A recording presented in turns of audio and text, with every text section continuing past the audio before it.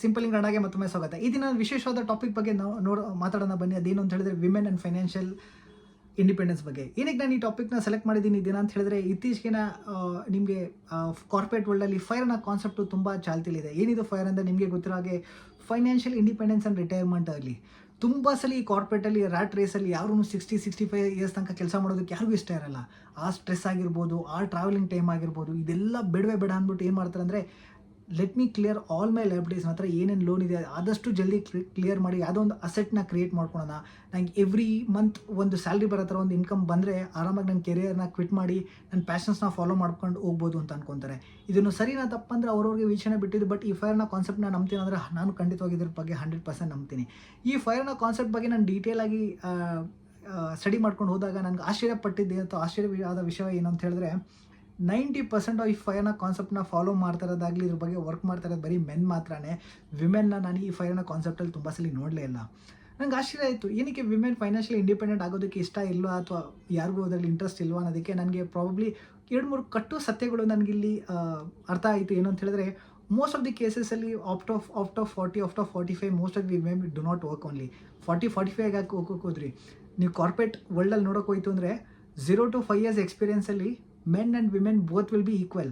Okay, but ಯಾವಾಗ ನೀವು 15 years plus ಎಕ್ಸ್ಪೀರಿಯನ್ಸ್ನ ನೋಡ್ತಿರೋ ಅಲ್ವಾ, 75% will be men, only 25% will be women. ಅಂದರೆ ಅರ್ಥ ಆಗೋದೇನು ಅಂತ ಹೇಳಿದ್ರೆ, ಯಾವಾಗ ಒಂದು 35 ಅಥವಾ 37 years ಆದಮೇಲೆ ಆ ಏಜ್ ಗ್ರೂಪಲ್ಲಿ ನೋಡ್ತಿರಲ್ಲ, ಸೊ ಮೋಸ್ಟ್ ಆಫ್ ದಿ ಕೇಸಸಲ್ಲಿ ಅಲ್ಲಿ ಮೆನ್ ಮಾತ್ರ ಇರ್ತಾರೆ, ಮೋಸ್ಟ್ ಆಫ್ ದಿ ವಿಮೆನ್ ಅವ್ರ ಕೆರಿಯರ್ನ ಕ್ವಿಟ್ ಮಾಡಿರ್ತಾರೆ. ಇದ್ರ ಬಗ್ಗೆ ನಾನು ಡೀಟೇಲಾಗಿ ನೋಡಿದಾಗ ಏನಕ್ಕಾಗಿತ್ತು ಅಂತ ಹೇಳಿದ್ರೆ, ಸೊ 2-3 ವೆರಿ ಸಿಂಪಲ್ ಥಿಂಗ್ಸ್. ನಿಮಗೆ ಗೊತ್ತಿರೋ ಹಾಗೆ everybody will be completing their graduation at the age of 20, 21, 22 ಅಲ್ವಾ. ಸೊ ಇದಾದಮೇಲೆ ಮೆನ್ ಆ್ಯಂಡ್ ವಿಮೆನ್ ಇಬ್ಬರು ಈಕ್ವಲ್ ಆಗಿ ಇಬ್ಬರು ಒಟ್ಟಿಗೆ ಕಾರ್ಪೊರೇಟ್ ಕಂಪ್ನೀಸ್ಗೆ ಸೇರಿದ್ರೂ ಕೂಡ at the age of between 25 to 30 most of the women will get married. Okay, ಎಲ್ಲರೂ ಮದುವೆ ಆದಮೇಲೆ ಒಂದು 2 years 3 years ಕೆಲಸ ಮಾಡ್ತಾರೆ. ಅದಾದಮೇಲೆ ಫ್ಯಾಮಿಲಿ ಎಕ್ಸ್ಪ್ಯಾಂಡ್ ಆಗುತ್ತೆ. ಅದಾದಮೇಲೆ ಫಾರ್ ವೇರಿಯಸ್ ರೀಸನ್ಸ್ ಅವ್ರಿಗೆ ಫ್ಯಾಮಿಲಿ ಪ್ರಯಾರಿಟಿ ಆಗಿರ್ಬೋದು, ಅಥವಾ probably they want to spend more time with the family ಆಗಿರ್ಬೋದು, ಅಥವಾ ಅವ್ರಿಗೆ ಜಾಬ್ಸಸ್ನ ಏನಂತ ಹೇಳ್ತಾರೆ ಅದನ್ನು ತೊಗೊಂಡು ಫ್ಯಾಮಿಲಿನೂ ಮೈಂಟೈನ್ ಮಾಡೋದಕ್ಕಾಗದಿರ್ಬೋದು, ಅಥವಾ ಫಾರ್ ವೆರೈಟಿ ಆಫ್ ರೀಸನ್ಸ್, ಅಥವಾ probably husband has relocated to a new place and ಅವ್ರ ಜೊತೆ ರೀಲೊಕೇಟ್ ಆಗಬೇಕಾಗಿತ್ತು, ಅದರಿಂದ ಕಂಟಿನ್ಯೂ ಮಾಡ್ದಿರ್ಬೋದು. ಈ ಎಲ್ಲ ರೀಸನ್ಸಿಂದ ಅವ್ರ ಕೆರಿಯರ್ನ ಕ್ವಿಟ್ ಮಾಡ್ತಾರೆ. ಈ ಕೆರಿಯರ್ನ ಕ್ವಿಟ್ ಮಾಡಿದಾಗ ಅವ್ರು ಏಕೆ ಫೈನಾನ್ಷಿಯಲ್ ಇಂಡಿಪೆಂಡೆಂಟ್ ಆಗಿರ್ಬೋದು. ತುಂಬ ಜನ ಏನು ಹೇಳ್ತಾರೆ ಅಂತ ಹೇಳಿದ್ರೆ, ಯಾವ ವಿಮೆನ್ ಒಂದು 10 to 15 years ಕೆಲಸ ಮಾಡ್ತಾರೆ, ಅವ್ರ ಸೇವಿಂಗ್ಸ್ ಇರುತ್ತೆ, ಆ ಸೇವಿಂಗ್ಸಲ್ಲಿ ಅವ್ರು ಫೈನಾನ್ಷಿಯಲ್ ಇಂಡಿಪೆಂಡೆಂಟ್ ಆಗಿರ್ತಾರೆ ಅಂತ ಅಂತಾರೆ. ಬಟ್ ತುಂಬ ಕೇಸಸಲ್ಲಿ ನಾನೇನು ನೋಡಿದ್ದೀನಿ ಅಂತ ಹೇಳಿದ್ರೆ, ಮದುವೆ ಆಗ್ತಾರೆ, ಮದುವೆಗೆ ಒಂದು 2-3 years ಆದಮೇಲೆ probably husband and wife will decide, ನಾವು ಎಲ್ಲೇ ಒಂದು ಕಡೆ ಒಂದು ಸೈಟ್ ತೊಗೊಳೋಣ, ಅಥವಾ ಎಲ್ಲೋ ಒಂದು ಕಡೆ ಒಂದು ಫ್ಲ್ಯಾಟ್ ತೊಗೊಳೋಣ, ಎಲ್ಲೋ ಒಂದು ಕಡೆ ಪ್ರಾಪರ್ಟಿ ಮಾಡೋಣ. ಈ ಕೇಸಸಲ್ಲಿ ಏನಾಗಿತ್ತು ಅಂತ ಹೇಳಿದ್ರೆ, ನಿಮಗೂ ಗೊತ್ತಿರೋ ಹಾಗೆ ತುಂಬ ಯಾವುದೋ ಒಂದು ಪ್ರಾಪರ್ಟಿ ತೊಗೊಬೇಕು, ಯಾವುದೋ ಒಂದು ಅಸೆಟ್ ತೊಗೊಬೇಕಂದ್ರೆ ತುಂಬ ಕಷ್ಟ ಆಗಿರುತ್ತೆ. ಆ ಮೂಮೆಂಟಲ್ಲಿ ಏನು ಮಾಡ್ತಾರೆ ಅಂದರೆ, ಹಸ್ಬೆಂಡ್ ಪಡ್ತಾರೆ ಕಷ್ಟ ನೋಡಿ, ವೈಫು ಓ ಮೈ ಗಾಡ್ ಇಷ್ಟೆಲ್ಲ ಕಷ್ಟಪಡ್ತಾರೆ, ನನ್ನದೇ ಸೇವಿಂಗ್ಸ್ ಇದೆ 10 lakhs 15 lakhs, ನಾನು ಏನು ಕಾರ್ಪೊರೇಟ್ ವರ್ಲ್ಡಲ್ಲಿ ಕೆಲಸ ಮಾಡಿದ್ನಲ್ಲ, ಹ್ಯಾವ್ ಸೇವ್ಡ್ ಇನ್ ದಿ ಗೋಲ್ಡಲ್ಲಿ ಸೇವ್ ಮಾಡಿದ್ದೀನಿ, FD ಇದೆ, RD ಇದೆ, ಮ್ಯೂಚುವಲ್ ಫಂಡ್ ಇದೆ, ತೊಗೊಳ್ಳಿ 10-20 lakhs, ನೀವು ಅಸೆಟ್ನ ಅಥವಾ ನೀವು ಸೈಟ್ನ ತೊಗೊಳ್ಳಿ, ಮನೇನ ತೊಗೊಳ್ಳಿ, ಅಥವಾ ಮನೆ ಕಟ್ಟಿಸಿ, ಈ at the end of day ಎಷ್ಟೇ ಆದರೂ ಈ ಮನೆ ನಮ್ಮದು ತಾನೆ ಅಂತ ಹೇಳ್ತಾರೆ. ಅದು ಮಾಡೋದು ಸರಿನಾ ಅಂದರೆ ಅಫ್ಕೋರ್ಸ್ ಹೌದು. ಯಾಕಂತ ಹೇಳಿದ್ರೆ, ಪ್ರಾಬಬ್ಲಿ ಯಾವಾಗ ನೀವು ಒಂದು ಫ್ಯಾಮಿಲಿಲಿ ಒಂದು ಅಸೆಟ್ನ ಬಿಲ್ಡ್ ಮಾಡಬೇಕಾದ್ರೆ ವೈಫ್ ಕಾಂಟ್ರಿಬ್ಯೂಟ್ ಇದೆ ಅಂದರೆ, ನೀವು ಅದ್ರ ಹೆಲ್ಪ್ ತೊಗೊಂಡದ್ದು ತಪ್ಪಲ್ಲ ಅನ್ನೋದು ನಾನು ಡಿಬೇಟ್ಗೆ ಹೋಗೋದೇ ಇಲ್ಲ.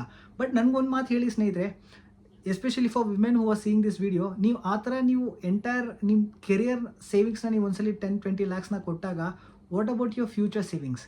ನಿಮ್ಮ ಹತ್ರ ಏನು ಸೇವಿಂಗ್ಸೇ ಇರೋದಿಲ್ಲ ಅಲ್ಲ. How you can be financially independent? ಎಲ್ಲದಕ್ಕಿಂತ ಆದಮೇಲೂ in tomorrow in case of any contingency, ಯಾವ ರೀತಿಲಿ ಏನೇ ಎಮರ್ಜೆನ್ಸಿ ಆದರೂ ಯಾರ ಮೇಲೆ ಡಿಪೆಂಡ್ ಆಗೋಕ್ಕಾಗುತ್ತೆ? ತುಂಬ ಕಷ್ಟ ಅಲ್ವಾ. ಸೊ ಈ ಮೂಮೆಂಟಲ್ಲಿ ನಿಮಗೆ ಯಾರು ರಾಕ್ ಸಾಲಿಡ್ ಆಗಿ ನಿಮಗೆ ಯಾರು ಹೆಲ್ಪ್ ಮಾಡ್ತಾರೆ ಅಂತ ಹೇಳಿದ್ರೆ, ಎಸ್ಪೆಷಲಿ ನಿಮಗೆ ಹೆಲ್ಪ್ ಮಾಡೋದು ಯಾರು ಅಂತ ಹೇಳಿದ್ರೆ, ನಿಮ್ಮ EPF ಅಥವಾ ನಿಮಗೆ ಎಂಪ್ಲಾಯರ್ ಪ್ರಾವಿಡೆಂಟ್ ಫಂಡ್. ಇನ್ನು ನಂಬ್ತಿರೋ ಬಿಡ್ತಿರೋ, for both men and women this is a solid godfather ಥರ ನಿಮ್ಮನ್ನ ಪ್ರೊಟೆಕ್ಟ್ ಮಾಡುತ್ತೆ. ಹೇಗೆ ಅಂತ ಹೇಳಿದ್ರೆ, ನಿಮಗೆ ಗೊತ್ತಿರೋ ಹಾಗೆ ನೀವು ನಂಬ್ತಿರೋ ಬಿಡ್ತಿರೋ, ನಿಮ್ಮ 10 to 15 years ನೀವು ಕೆರಿಯರ್ನ ಕಂಪ್ಲೀಟ್ ಮಾಡಿದ್ರೆ, ನಿಮಗೆ ಏನಿಲ್ಲ ಒಂದು ವರ್ಸ್ಟ್ ಕೇಸ್ ಸಿನಾರಿಯೋ ನಿಮ್ಮ PF ಏನಿಲ್ಲ 10 to 15 lakhs ಅಂತೂ, ಅಥವಾ 10 to 20 lakhs ಅಂತೂ ಇದ್ದೇ ಇರುತ್ತೆ. ವೆರಿ ಇಂಪಾರ್ಟೆಂಟ್ ಏನು ಅಂತ ಹೇಳಿದ್ರೆ, ತುಂಬ ಕೇಸಸಲ್ಲಿ ನೋಡಿರ್ಬೋದು ನೀವು, ಸೆಂಟ್ರಲ್ ಗೌರ್ಮೆಂಟ್ ಎಂಪ್ಲಾಯೀಸ್ ಇರ್ಬೋದು, ಅಥವಾ ಸ್ಟೇಟ್ ಗೌರ್ಮೆಂಟ್ ಎಂಪ್ಲಾಯೀಸ್ ಇರ್ಬೋದು, ಯಾವಾಗ ಅವ್ರು ರಿಟೈರ್ಮೆಂಟ್ ಆಗ್ತಾರಲ್ಲ, ಅವ್ರು PF ಟಚ್ಚೇ ಮಾಡಿಲ್ಲ ಅಂತ ಹೇಳಿದ್ರೆ, ಅವರ PF ಅಥವಾ ಅವ್ರ PF ಕಾರ್ಪಸ್ ಏನಿಲ್ಲ ಅಂದರೂ 50 lakhs, 1 crore, 1.5 crores ಎಲ್ಲ ಇರುತ್ತೆ. ಇದೇನಕ್ಕೆ ಇದಾಗಿತ್ತು ಅಂತ ಹೇಳಿದ್ರೆ, ಅವ್ರ PF ಕಾಂಟ್ರಿಬ್ಯೂಷನ್ ತುಂಬ ಮಿನಿಮಮ್ ಆಗಿರುತ್ತೆ. But over the period of 20-30 years ಅವ್ರು ಏನು ಸೇವ್ ಮಾಡ್ಕೊಂಡು ಬಂದಿರ್ತಾರಲ್ಲ, ಅವ್ರದ್ದು ಕಾಂಪೌಂಡಿಂಗ್ ಇಂಟ್ರೆಸ್ಟ್ ಇರುತ್ತಲ್ಲ, ಅದರಿಂದ ಅವ್ರಿಗೆ ಕಾರ್ಪಸ್ ಅಷ್ಟಿರುತ್ತೆ. ಇಲ್ಲಿ ನಾನು ಏನಕ್ಕೆ ಹೇಳೋಕ್ಕೆ ಇಷ್ಟಪಡ್ತೀನಿ ಅಥವಾ ಏನು ಮಾಡ್ಬೋದು ಅಂತ ಹೇಳೋಕ್ಕೆ ಇಷ್ಟಪಡ್ತೀನಿ, ನಾನು ಏನಕ್ಕೆ ಈ ಮೊಮೆಂಟಲ್ಲಿ ವಿಮೆನ್ಗೆ ನಾನು ಯಾವುದೇ ಕಾರಣಕ್ಕೂ ಈ ಮೊಮೆಂಟಿಂದ ನೀವು ಮ್ಯೂಚುವಲ್ ಫಂಡಲ್ಲಿ ಇನ್ವೆಸ್ಟ್ ಮಾಡಿ, ಏನಂತಾರೆ ಸ್ಟಾಕ್ ಮಾರ್ಕೆಟಲ್ಲಿ ಇನ್ವೆಸ್ಟ್ ಮಾಡಿ, ಗೋಲ್ಡ್ ಬಗ್ಗೆ ಇನ್ವೆಸ್ಟ್ ಮಾಡಿ, ಅದೆಲ್ಲ ಮಾಡಿ, ಅದೆಲ್ಲ ಏನು ತೊಂದರೆ ಇಲ್ಲ. ಬಟ್ ಏನಾಗುತ್ತೆ ಅಂದರೆ ಯಾವುದೋ ಒಂದು ಎಮರ್ಜೆನ್ಸಿ ಬಂದಾಗ ಅಥವಾ ಯಾವುದೋ ಒಂದು ಫ್ಯಾಮಿಲಿನ ಎಮರ್ಜೆನ್ಸಿ ಬಂದಾಗ ಇಮಿಡಿಯೇಟಾಗಿ ನೀವು ಅದನ್ನು ಬ್ರೇಕ್ ಮಾಡಿಬಿಡ್ತೀರಾ. ಬಟ್ ಎಸ್ಪೆಷಲಿ ಏನು ಅಂತ ಹೇಳಿದ್ರೆ ಪ್ರಾವಿಡೆಂಟ್ ಫಂಡ್ನ ಅದು ಒಳ್ಳೇದಕ್ಕೋಸ್ಕರ ಗೌರ್ಮೆಂಟ್ ರೂಲ್ ಮಾಡಲ್ಲ ಅಥವಾ ಕೆಟ್ಟದಕ್ಕೋಸ್ಕರ ಅಥವಾ ಜನಕ್ಕೆ ತೊಂದರೆ ಆಗಲಿ ಮಾಡಿದ್ರೆ ನಾನು ಡಿಬೇಟ್ ಮಾಡ್ತಾಯಿಲ್ಲ. ಬಟ್ PF ಇಂದ ವಿಡ್ರಾ ಮಾಡೋದು ತುಂಬ ಕಷ್ಟ, ಅದಷ್ಟು ಸುಲಭವಂತೂ ಅಲ್ವೇ ಅಲ್ಲ.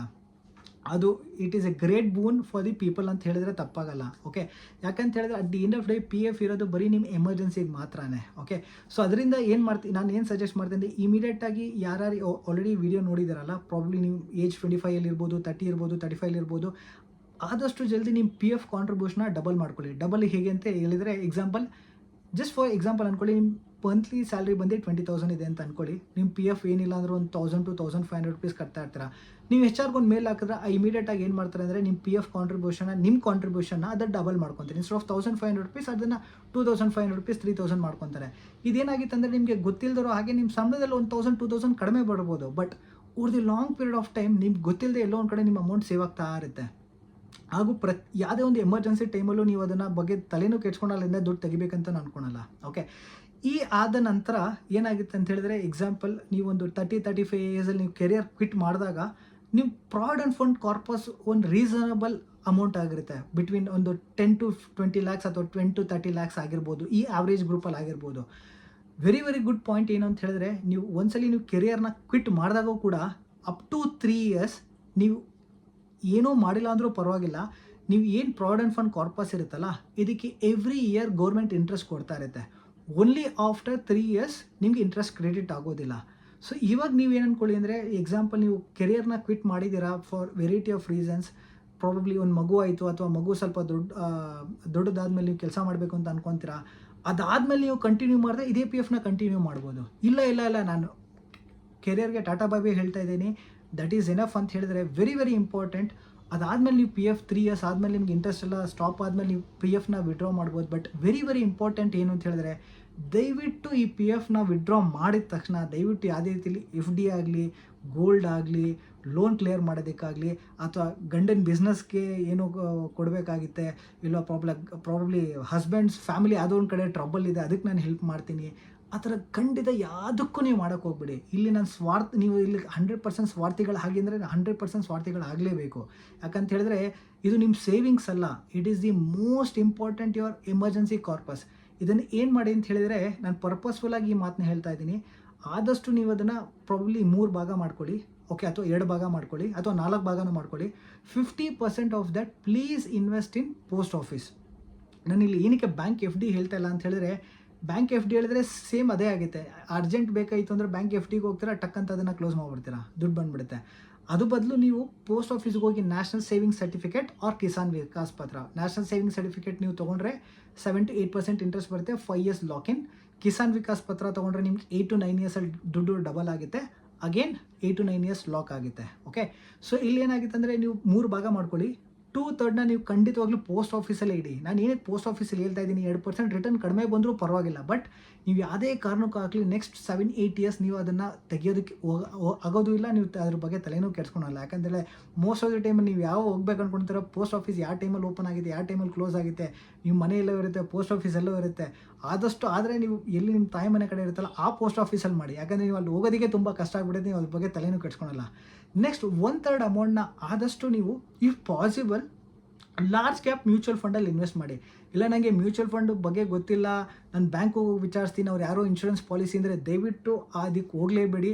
ಏನೋ ಮಾಡೋಕ್ಕೋಗಿ ಇನ್ನೇನೋ ಆಗುತ್ತೆ, ಅದನ್ನು ಬೇಕಾದ್ರೆ ಪೋಸ್ಟ್ ಆಫೀಸ್ ಇಟ್ಬಿಟ್ರೆ ತೊಂದರೆ ಇಲ್ಲ. ಓಕೆ, ನಿಮಗೆ ರಿಸರ್ಚ್ ಮಾಡಿ ಒಳ್ಳೆ ಲಾರ್ಜ್ ಕ್ಯಾಪ್ ಮ್ಯೂಚುವಲ್ ಫಂಡಲ್ಲಿ, ಒಳ್ಳೆ ಟ್ರ್ಯಾಕ್ ಆಗಿರೋ ಮ್ಯೂಚುವಲ್ ಫಂಡಲ್ಲಿ ಇನ್ವೆಸ್ಟ್ ಮಾಡೋ ಕೆಪಾಸಿಟಿ ಇದ್ದರೆ ಖಂಡಿತವಾಗ್ಲೂ ಮಾಡಿ. 1/3 ಅಮೌಂಟ್ನ, ಇಲ್ಲಾಂದರೆ ಎಂಟೈರ್ ಅಮೌಂಟ್ನ ಪೋಸ್ಟ್ ಆಫೀಸಲ್ಲಿ ಇಟ್ಬಿಡಿ. ನೀವು ನಂಬ್ತಿರೋ ಬಿಡ್ತಿರೋ, ನೀವು ಒಂದು 35 yearsಲ್ಲಿ ನೀವು ಕೆರಿಯರ್ನ ಕ್ವಿಟ್ ಮಾಡಿ ಒಂದು 15 ಇಯರ್ಸಲ್ಲಿ ನೀವು ಅದನ್ನು ಒಂದು ನಿಮ್ಮದು 20-30 ಲ್ಯಾಕ್ಸ್ನ ನೀವು ಆ ಥರ ಪೋಸ್ಟ್ ಆಫೀಸಲ್ಲಿ ನೀವು ಬಿಟ್ಟರು ಕೂಡ ನೀವು ನಂಬ್ತಿರೋ ಬಿಡ್ತಿರೋ after 15 years definitely that 25-30 lakh will be in the range of 60-70 lakh rupees.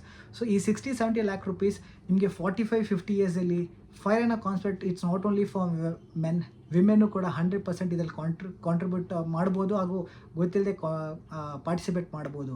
So ಇದಕ್ಕೋಸ್ಕರ ನಾನು ಹೇಳ್ತಾ ಇದ್ದೀನಿ, ಈ ದಿನೆಲ್ಲ ಫಾಲೋ ಮಾಡಿ ಹಾಗೂ what are the dos and don'ts ಅಂತ ನಿಮಗೆ ಗೊತ್ತಾಯಿತು ಅನಿಸುತ್ತೆ. ಸೊ ಪ್ರಾವಿಡೆಂಟ್ ಫಂಡು ನಿಮಗೆ ಬ್ಲೆಸ್ಸಿಂಗ್ ಇನ್ ಡಿಸ್ಗೇಸ್ ಅಂತ ಹೇಳಿದ್ರೆ ತಪ್ಪಾಗಲ್ಲ. ದಯವಿಟ್ಟು ಅದ್ರ ಬಗ್ಗೆ ಎಲ್ಲರೂ ಗಮನ ಕೊಡಿ. ಈ ದಿನನ ಆದಷ್ಟು ಬೇಗ ನಿಮ್ಮ ಪ್ರಾವಿಡೆಂಟ್ ಫಂಡ್ ಕಾಂಟ್ರಿಬ್ಯೂಷನ್ ಏನಿದೆ ಅಲ್ಲ, ಆಲ್ರೆಡಿ ನೀವು ಕೆಲಸ ಮಾಡ್ತಾ ಇದ್ದಾರೆ, ಆದಷ್ಟು ಡಬಲ್ ಕಾಂಟ್ರಿಬ್ಯೂಟ್ ಮಾಡ್ಕೊಳ್ಳಿ. ನಾಳೆ ಗೊತ್ತಿಲ್ಲದೆ ನಿಮಗೆ ತುಂಬ ಅಡ್ವಾಂಟೇಜ್ ಆಗಿದೆ. ಈ ವಿಡಿಯೋ ಇಷ್ಟ ಆಗಿದೆ, ದಯವಿಟ್ಟು ತಮ್ಮ ಸ್ನೇಹಿತರ ಜೊತೆ ಶೇರ್ ಮಾಡಿ. Thank you. ನಮಸ್ತೆ.